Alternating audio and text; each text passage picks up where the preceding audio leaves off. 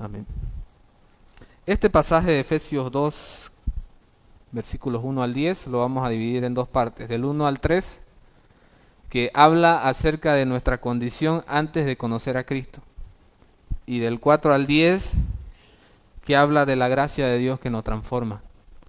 Sí, el versículo 1 dice que Él nos dio vida a nosotros cuando estabais muertos en vuestros delitos y pecados. Leí ahí investigando que la primera parte en algunos manuscritos, en los originales no se encuentran, que es la frase que dice, y Él os dio vida a vosotros. Y empieza directamente cuando estabais muertos en vuestros delitos y pecados. ¿Y por qué lo recalco esto? Lo interesante es que puede ser en el sentido de que esta frase no tiene nada, no es una herejía ni el contrario, nos muestra de que Dios nos dio vida.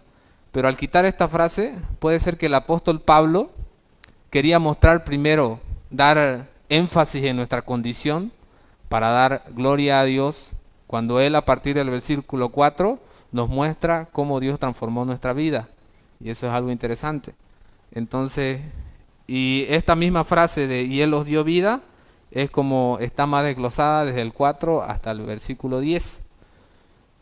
Entonces aquí nos muestra de que nosotros, antes de venir a Cristo, y podemos analizarnos en este momento de que estábamos verdaderamente muertos en nuestros delitos y pecados.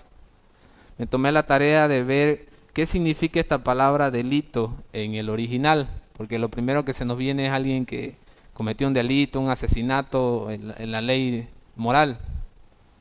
El griego significa alguien que se ha desviado o tiene un desliz, o alguien que ha cometido un error, pero deliberadamente. Alguien que ha cometido un error conscientemente. No como cuando cometemos algo y decimos, ay, me equivoqué. No, cometemos este error conscientemente. Entonces, cuando nosotros estamos sin Cristo, cometemos errores constantemente, pero lo hacemos conscientemente. No es que nosotros, no, yo no sabía, Señor. Nosotros pecábamos conscientemente de lo que hacíamos, pero no había dolor, no había remordimiento en lo que hacíamos, porque el Espíritu Santo no estaba con nosotros. Estábamos muertos en nuestros delitos y pecados. Quiere decir que espiritualmente estábamos muertos, y una persona muerta espiritualmente no produce buenas obras, sino produce obras muertas. Eso lo podemos ver la frase obras muertas en Hebreos 6 y en Hebreos 9, ya si quieren estudiarlo en su casa, que Cristo nos produjo arrepentimiento de esas obras muertas y también que Él nos salvó de esas obras muertas. Podemos ver en Hebreos. Entonces, al hacer eso Cristo en nosotros, esas obras muertas, todo lo que hacíamos no agradaba a Dios. Como dice en Isaías que nuestras justicias eran como trapos de inmundicia delante de Dios.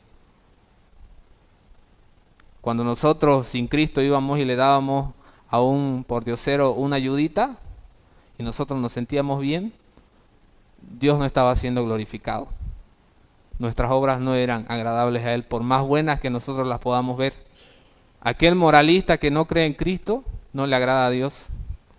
Les voy a dar este ejemplo. Supongamos que hay alguien que está enfermo aquí en Santa Cruz, que tiene un enemigo que se encuentra allá en La Paz.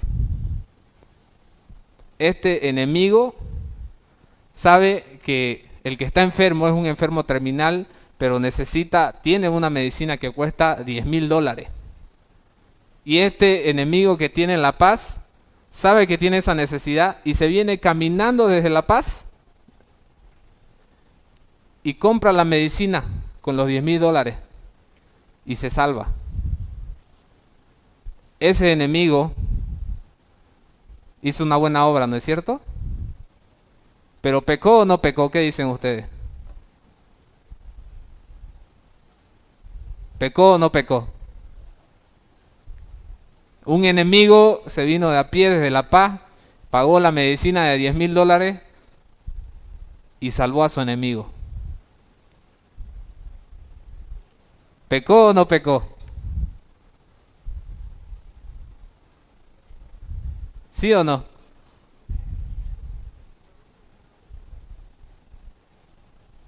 Pecó. ¿Saben por qué? porque no dio gloria a Dios. Todo lo que hagamos, sea de palabra o de hecho, tenemos que hacerlo para la gloria de Dios. Todo lo que no proviene de fe es pecado. Entonces, si nosotros hacemos algo que cualquier cosa buena, pero no estamos pensando en la gloria de Dios, estoy pensando en que la gente me vea, estoy pecando. No sabemos las motivaciones que tenía ese hombre que vino caminando de La Paz a pagar los $10,000, pero sí sabemos que él no dio gloria a Dios y ese fue su pecado. Y en realidad ese es el pecado constante que tiene el ser humano que no conoce a Cristo, que no ha sido transformado y está muerto en sus delitos y pecados. No da gloria a Dios. Y es imposible, por más obras buenas que haga, que dé gloria a Dios. Sigamos con el versículo 2. En los cuales anduvisteis en otro tiempo siguiendo la corriente de este mundo, conforme al príncipe de la potestad del aire, el espíritu que ahora opera en los hijos de desobediencia. Aquí está hablando de Satanás, que es el que gobierna a aquellos que no conocen a Cristo. Es más, en Primera de Juan dice que aquel que no está en Cristo es hijo del diablo. Y nosotros en algún momento, aunque nos duela, nos medie nuestra autoestima, éramos hijos del diablo. Hasta que Cristo nos tocó y nos transformó. Estábamos gobernados como ahora están gobernados los hijos de desobediencia, que dice aquí, gobernados por ese espíritu que es Satanás. Y no porque estén endemoniados o estén gobernados o no saben lo que hacen, sino porque están haciendo lo que le agrada a su padre, el diablo. Nuestra misma carne, cuando estábamos sin Cristo, nos impulsaba a eso. Y estábamos haciendo lo que le agrada al enemigo, día tras día, constantemente. ¿Y ahora pecamos o no pecamos? Pecamos, ¿no es cierto? ¿Cuál es la diferencia entre un cristiano y un inconverso? Ambos pecan, pero el inconverso no se vuelve en arrepentimiento, no siente dolor de su pecado. Ese es el cambio que ha hecho Dios. Una persona muerta, si usted le mete un cuchillo, un alfiler, no se levanta y dice, ¡ay!, ¿no es cierto? Pero si usted le ponen un alfiler, si le pellizcan, grita, ¿no es cierto? Eso significa que nosotros estamos vivos. Y cuando nosotros tenemos dolor por el pecado, significa que Dios nos ha dado vida. Y queremos hacer lo bueno constantemente. Ya no somos desobedientes a Dios en el sentido de que nos volvemos a Él. Y Él fue el que nos volvió. Hay un pasaje en la Biblia, creo que es en Salmos, que dice, vuélvenos, Señor, y nos volveremos a ti. No es una decisión que yo tomé simplemente, sino que el Señor me volvió a Él, me volvió hacia Él, cuando yo estaba gobernado por Satanás, entre los cuales también nosotros vivimos en otro tiempo, en los deseos de nuestra carne, haciendo la voluntad de la carne y de los pensamientos, y éramos por naturaleza hijos de ira, lo mismo que los demás. No fuimos diferentes. Por eso es que es importante, hermanos, que nos analicemos también a nosotros mismos cuando estamos juzgando a los que están afuera, a los que no conocen a Cristo, cuando los tratamos sin amor, sin misericordia, cuando nos creemos más que ellos. Es necesario predicarles del arrepentimiento, del perdón de pecados, pero de una manera que ellos entiendan que nosotros también estuvimos ahí. No que yo estoy aquí como estoy aquí arriba, ¿no? Y mirarlos de abajo a todos. Así muchas veces miramos a los que no son conversos y publicamos en Facebook que los católicos son idólatras y nos mofamos de las cosas que creen los otros. De esa manera no mostramos amor hacia ellos. Cuando estamos compartiendo constantemente, ¿quiénes saben que la homosexualidad es pecado? Todos, ¿no es cierto? Pero constantemente hay personas que están todos los días compartiendo que la ideología de género, que los homosexuales y los homosexuales y los homosexuales, como si fuera el único pecado que comete el ser humano. Y a veces eso hace pensar como que los cristianos hacemos una diferencia con los pecados que cometen los homosexuales. Tanto los heterosexuales como los homosexuales van a estar delante de Dios. El ladrón, el adúltero y el homosexual El pecado del homosexualismo no es más que el adulterio. Entonces sería bueno que nos analicemos. Estuvimos en un tiempo pecando constantemente, practicábamos el pecado y éramos hijos de ira. Quiero que vayamos al Salmo 7:11, que es importante para entender qué significa esto, que éramos hijos de ira.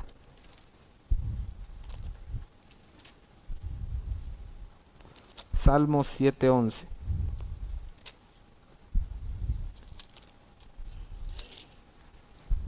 Dice así: Dios es juez justo y Dios ama al pecador. Está airado contra el impío todos los días. Ahora vayamos más atrás al Salmo 5:5. Los insensatos no estarán delante de tus ojos. Amas a todos los que hacen iniquidad. Aborreces. Entonces la frase Dios aborrece el pecado y ama al pecador, ¿es cierta? ¿Es cierta o es una herejía? Está pervirtiendo la palabra de Dios. Aquí dice Dios que aborrece a todos los que hacen iniquidad. Dios aborrece la iniquidad y también aborrece al que hace iniquidad. Eso significa que nosotros éramos hijos de ira. A algunos nos puede doler, pero ¿saben qué? ¿Cuál es por qué no nos entra en nuestra mente que Dios esté airado con el pecador? Es que nosotros un momento amamos y otro momento odiamos. ¿Cómo podemos unir de tal manera amó Dios al mundo con aborreces a todo el que hace iniquidad? Porque Dios en sus atributos están constantemente los dos. Dios perdona y Dios cumple su justicia. Dios ama y está airado constantemente, todos los días contra el pecador. Es más, es muy liviano decir Dios está airado. Esa frase en hebreo, en el original, significa estar tan furioso que echa espuma por la boca. Literalmente eso significa esa palabra, que no existe en nuestro idioma. Dios está airado contra el impío todos los días. Eso significa aquí que dice en el versículo 3 que éramos por naturaleza hijos de ira. Todo ser humano nace separado de Dios. Y desde pequeño nosotros pecamos. ¿O alguna vez aquí quien a su hijo le ha dicho, hijo, vení un momento aquí, apegate cerca de mí? Así vas a mentir. Así vas a agarrar a tu compañerito y le vas a dar un golpe cuando te quite tu juguete. ¿Le decimos así a nuestros hijos? Debe ser uno en 1.000.000, a uno raro por ahí. Pero los niños mienten. Los niños les pegan a sus amiguitos cuando le quitan su juguete. Esa es la maldad con que nacemos todos los seres humanos. Vemos al niñito ahí, yo tengo mi hijita ahí de 10 meses. Un angelito vemos, ¿no? Ay, qué hermoso, no hay pecado ahí. Pero ¿saben qué? En su corazón hay pecado y está aprendiendo nuevos pecados y alimentándose de nuevos pecados. Uno le dice, no hagas esto, y es como decirle, hacelo. Los mismos somos nosotros así con Dios. Desde que nacemos estamos separados de Dios. Ahora decía el pastor Osvaldo que Dios no tiene nietos, solo hijos. Nadie puede decir o alegar, yo soy cristiano desde chico, porque me crié en familia cristiana. Eso es una falacia, eso no existe. Todo ser humano tiene que llegar un momento en su vida, arrepentirse de sus pecados y entregar su vida a Dios. Si no hace eso, el camino que él está yendo es directamente al infierno. Nadie puede estar seguro de que es salvo solo porque sus padres son salvos. Nadie puede estar seguro de que es salvo porque viene a la escuela dominical. Incluso nosotros que venimos todos los domingos. Y vamos a ver en los pasajes anteriores, los pasajes que siguen, qué nos puede decir que nosotros somos salvos. Pero estos 3 primeros versículos son un recordatorio de dónde venimos nosotros. para que podamos ver cuán grande es la gracia de Dios con nosotros, que nos salvó, que nos dio libertad del pecado. Dice el versículo 4, pero Dios, que es rico en misericordia, por su gran amor con que nos amó, aun estando nosotros muertos en pecados, como repitiendo el versículo 1, nos dio vida juntamente con Cristo. Por gracia sois salvos. Ahorita voy a buscar unos versículos. Listo. Ahora vemos cómo Dios, aún nosotros estando muertos en nuestros pecados,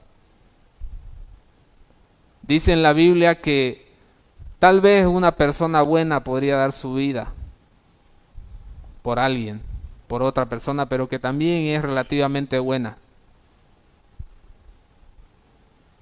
Pero Dios nos amó tanto que aún siendo nosotros pecadores, Cristo murió por nosotros. No había nada bueno en nosotros. Aquí vemos cuán misericordioso ha sido Dios con nosotros. Y no es simplemente poesía, esto no es algo, ay, qué hermoso. Sí, es hermoso. Pero ¿te toca verdaderamente el corazón? Dios ha sido misericordioso con cada uno de nosotros que estamos aquí. Él nos trajo hoy a este lugar. El Espíritu Santo nos impulsó. Hoy tengo que ir a la iglesia. O cuando estaba sin Cristo, usted tenía deseo de venir a la iglesia y escuchar la palabra. No estaría ahorita fiesteando, no sé, viernes y sábado, el día de ayer, y ahorita estuviera descansando ahí tirado porque ya le tiró viernes y sábado. Pero hoy estamos aquí, escuchando la palabra de Dios. Eso es una muestra de la misericordia de Dios con cada uno de nosotros. Pero no lo vemos. ¿Saben por qué? Porque venimos y creemos que somos nosotros los que nos traemos. Yo tomé la decisión. Sí, tomamos la decisión, pero fue Dios el que cambió nuestra naturaleza para que estemos aquí hoy.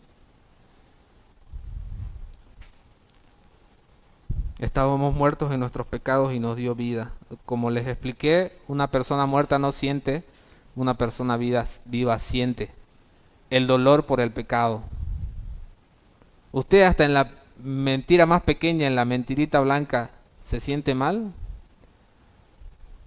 ¿Alguna vez le ha pasado que cuando usted mintió, puede ser, tardó un día, 2 días, pero volvió donde la persona y le dijo, te mentí?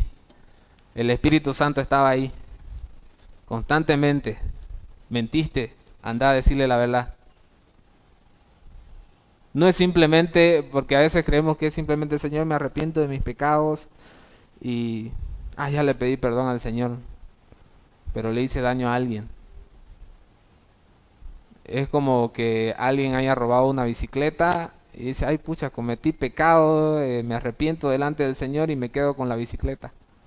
No tengo que pedir perdón, arrepentirme e ir y volver y devolver la bicicleta.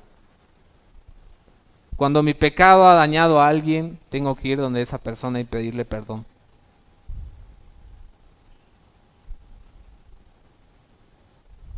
Resarcir el daño.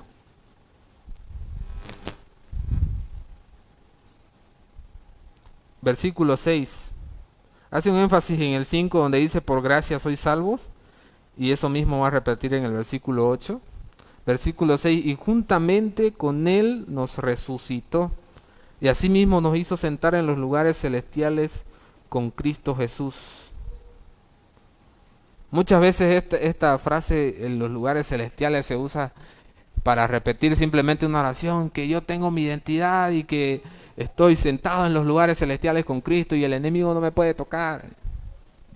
Y me lleno de orgullo porque estoy sentado en los lugares celestiales.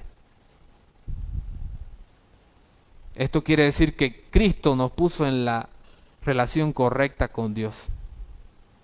Éramos enemigos de Dios y ahora estamos en paz con Dios, sentados en los lugares celestiales. Él nos resucitó. El poder de la resurrección de Cristo es lo que nos hizo resucitar de muerte a vida, cuando estábamos muertos en nuestros delitos y pecados. Algunos teólogos dicen que la salvación o el ser transformado por Dios es una mayor obra que la creación. Porque en la creación Dios creó de la nada, en 7 días, todas las cosas. Pero cuando Dios salva a una persona de una vida destrozada, Él transforma en algo bueno. Esa es la obra de Dios que hace con nosotros. Cuando no queríamos saber nada de Dios, cuando venían los evangelistas y nos querían meter en la cabeza su religión, y hablábamos de que no, estos pastores robadiezmos quieren un diezmador más en su iglesia. Pero después vino Dios con su Espíritu Santo y nos sacó la venda y dijimos, no, era Dios que envió a esa persona, no quería mis diezmos, quería mi salvación.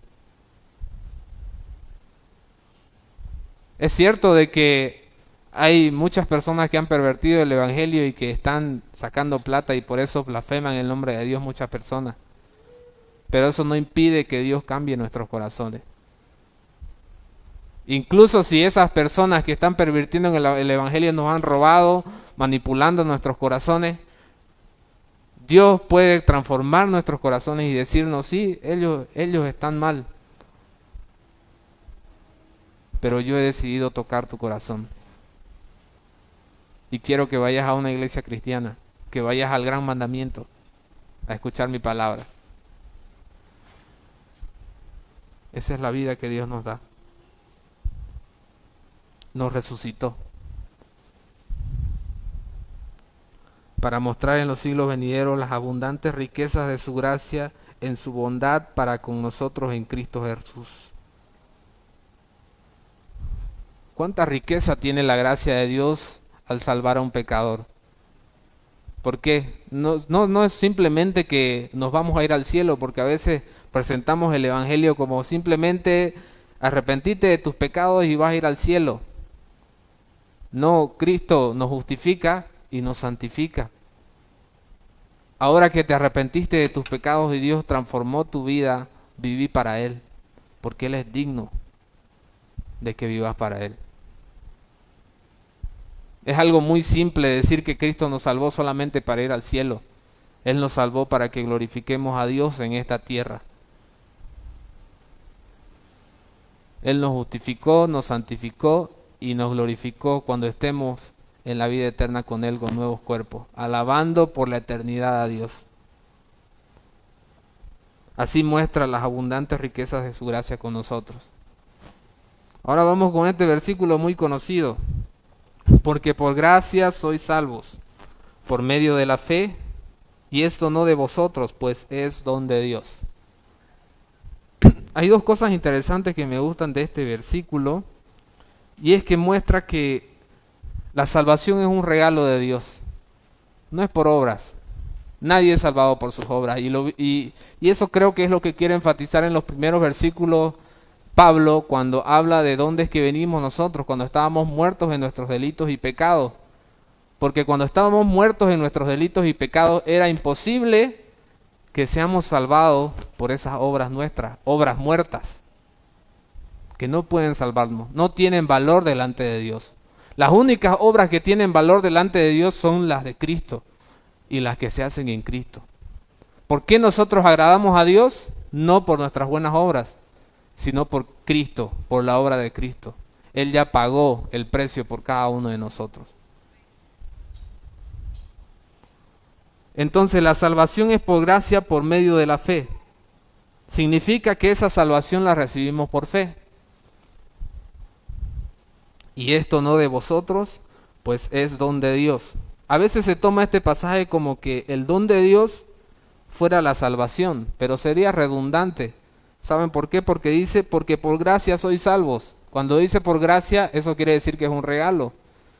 Y no va a repetir nuevamente, es un don de Dios refiriéndose a la salvación. ¿Por qué hago este énfasis? Porque ese don de Dios es la fe. Si usted creyó en Dios, si usted cree en Dios, es porque Dios le ha dado ese regalo igual que la salvación. La salvación es por gracia. La fe por la cual nosotros creemos en Cristo es un don de Dios, es un regalo de Dios. Dios tocó su corazón un momento en su vida, le dio ese regalo de la fe. Usted se arrepintió y creyó en Cristo. No fue que usted tomó una decisión y se arrepintió de sus pecados y decidió creer en Cristo. Ahora quiero aclarar algo. Sí fue una decisión porque no somos títeres así de Dios como que venir para acá, venir para allá. Se los explicaré como un ejemplo, porque aquí está el tema del libre albedrío. A veces decimos, está el libre albedrío, entonces si yo no decido, ¿y qué pasa con mi libre albedrío? Tenemos libre albedrío, pero para escoger a Dios no tenemos, porque estamos muertos en nuestros delitos y pecados. Pongamos un buitre, un sucha y una paloma. Tal vez algunos han escuchado este ejemplo. Le ponemos carroña, cadáveres o cualquier cosa ahí al buitre y a la paloma frente a los dos y el maíz. ¿Quién va a ir al maíz? La paloma. Y a la carroña, el sucha, ¿no? ¿Y cómo haría para que el sucha coma maíz? Ahí está la obra de Dios. Para que el sucha coma maíz tiene que convertirse en paloma. Entonces Dios nos convierte hacia Él. Y ahora es que nosotros podemos tomar las decisiones que lo glorifican a Él. Y así es que nosotros nos arrepentimos y creemos en Cristo, porque hay una transformación en nuestro corazón. Hasta que Dios no hace esa transformación en el ser humano, es imposible que se arrepienta de sus pecados y crea en Cristo, porque no tiene el don de la fe. Ese don que dice aquí, por medio de la fe, y esto no de vosotros, pues es don de Dios. La fe es un don de Dios. Y entonces, ¿dónde está la jactancia? No hay jactancia en la salvación. Dios nos da la fe y nos da la salvación. Eso también va incluido a las abundantes riquezas de la gracia de Dios. Por eso es que estamos aquí todos los domingos, todos los días en los estudios bíblicos, los jueves en la noche, porque sabemos lo que Dios ha hecho en nosotros y queremos glorificarle. Porque si no fuera por Él no estaríamos aquí. Luego el versículo 9 dice, no por obras, para que nadie se gloríe. Entonces, ni la fe puede ser contada como obra nuestra, sino como un fruto que Dios nos da, un don que Dios nos da. Y no podemos gloriarnos, ni de estar aquí, ni de leer la palabra, ni de orar, ni de buscar a Dios. No hay lugar para la jactancia delante de Dios. Toda buena obra procede de Dios, del Padre de las luces, dice Santiago. Así que cuando usted hace lo bueno, dele gracias a Dios, porque es el Espíritu Santo a través de usted. Y cuando usted hace lo malo, arrepiéntase y reconozca que fue usted desobedeciendo a Dios. Y sigue esa naturaleza que aborrece a Dios, que quiere hacer lo malo constantemente. Usted quiere hacer lo bueno, pero hace lo malo. Es su propio corazón. No es que Dios lo tienta. No es una prueba del Señor que me ha mandado esta tentación. No, es su propia carne lo que lo lleva, lo que lo tienta y lo lleva a pecar. Nuevamente le recalco, cuando usted hace algo bueno, dele gracias a Dios, alabe a Dios. Cuando usted va y pide perdón, como les di el ejemplo de cuando hacemos daño a alguien, dele gracias a Dios porque usted fue y pidió perdón a esa persona, porque ha sido el Espíritu Santo que ha producido eso en usted. Terminando el versículo 10 dice, porque somos hechura suya, creados en Cristo Jesús para buenas obras, las cuales Dios preparó de antemano para que anduviésemos en ella. No les dije el título de esta prédica, pero ahora les voy a decir. Salvos no por obras, pero para buenas obras. Eso es lo que significa el versículo 8 al 9. Para eso nos salvó Dios. A veces simplemente se queda en el versículo 8 y lo usamos cuando alguien viene y nos juzga y nos dice, estás haciendo mal, hermano, pero la salvación no es por obras. Bonito sería, ¿no? El versículo 10 nos da un equilibrio para decirnos, si no hay buenas obras, es que no sos salvo, porque Dios no ha hecho su obra en vos. Dios no ha hecho su obra en ti, en usted. Somos hechura suya. Esta palabrita, cuando yo era un hereje, cuando no predicaba el verdadero evangelio, sabía qué significaba hechura. En griego se usa la palabra poema, que es donde viene poema. Y vamos a ver en la NTV, aquellos que tienen, aquí dice, porque somos obra maestra de Dios. Y cuando yo estaba en esos tiempos, wow, qué hermoso, soy una obra maestra de Dios, soy un poema. Hermoso suena. Y a veces tomamos así la palabra como puro poesía. ¡Ay, qué bonita palabra! Pero ¿saben qué? Esa obra maestra es nuevamente para que nosotros glorifiquemos a Dios y no para que yo me crea el hermoso o subir mi autoestima, sino más bien para que yo mengüe y que Él crezca. Por esa obra que hizo en mí. Soy la obra maestra de Dios. Como les dije que dicen los teólogos, que una de las mayores obras más que la creación es la conversión de un pecador, la salvación, porque Dios hace una obra maestra. ¿Y para qué hace esa obra maestra? Para que hagamos buenas obras. Lo que dice en 2 Corintios 5:17, dice que las cosas, para el que está en Cristo, las cosas, nueva criatura es, las cosas viejas pasaron, de aquí todas son hechas nuevas. Otro versículo que lo tomamos como hermoso, bonito. Pero ¿saben qué? Efesios 2:10 y el versículo de 2 Corintios 5:17 es para que nos analicemos. ¿Hay buenas obras en nosotros? ¿De verdad las cosas viejas han pasado en nosotros, en nuestra vida? ¿O seguimos practicando el pecado todos los días? Hay una diferencia entre cometer pecado y practicarlo.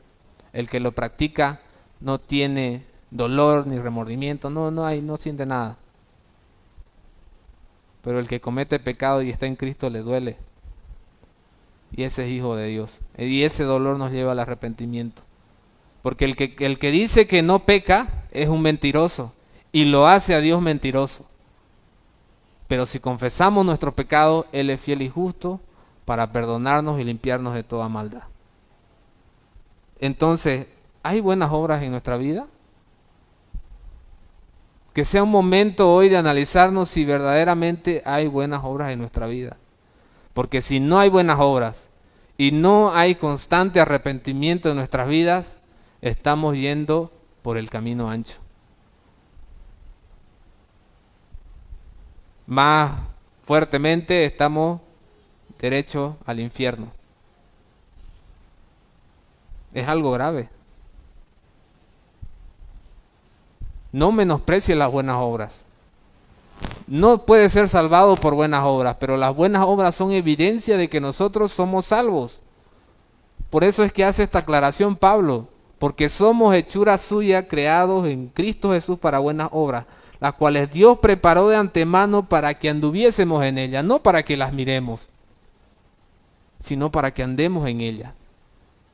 Dios preparó desde antes de la fundación del mundo su palabra y la fue dando durante siglos, palabra a palabra, libro a libro, y ahora tenemos la Biblia completa, para que esas buenas obras que Dios quiere y que son evidencia de que somos salvos, nosotros las caminemos. Entonces recuerde esto, usted no ha sido salvado por las obras, sino por Cristo, pero Él hizo la obra para que usted haga buenas obras, por medio del Espíritu Santo. Y ese es el análisis que tenemos que hacernos todos los días. ¿Hay buenas obras en mí? ¿Soy verdaderamente nueva criatura en Cristo Jesús? Una palabra para analizarnos esta noche. ¿Somos los que están en el versículo 1 al 3, hijos de ira? ¿O somos los que están del versículo 4 al 10, hijos de Dios? Eso solo lo sabrá por medio de sus obras. Demos gracias al Señor por esta palabra. Señor, te damos gracias por tu verdad. Como oró Jesús, santifícalos en tu verdad, tu palabra es verdad. Señor, te pido que nos santifiques, que nos afiances en la fe, Señor, reconociendo de que las buenas obras que hay en nosotros tú las produces. Y si no hay buenas obras, Señor, que sea un momento de estar delante de ti, arrepentirnos y confiar en el sacrificio que hizo Cristo, Señor. Cámbianos, transfórmanos, confórmanos a la imagen de tu Hijo. Solo tú puedes hacer eso, Señor, no una decisión que nosotros tomemos.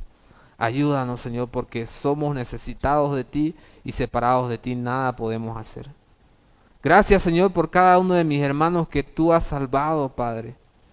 Porque tú hiciste esa obra, tú hiciste ese sacrificio, tú les has dado fe, tú les has dado el arrepentimiento, Señor, y tú has cambiado sus corazones. Y aquellos que tú todavía no has tocado, Señor, que están en este lugar y que están de ida al infierno, Señor, que tú los toques hoy, Señor, y les muestres a dónde están yendo y cuál es la dirección correcta, Señor. Arrepentirse de sus pecados y creer en Cristo, Señor. Guarda la vida de cada una de estas personas, Señor. Guarda su entrada y guarda su salida. Y por sobre todas las cosas, Señor, que guarden tu palabra, que tu Espíritu Santo produzca obediencia. En el nombre de Jesús. Amén.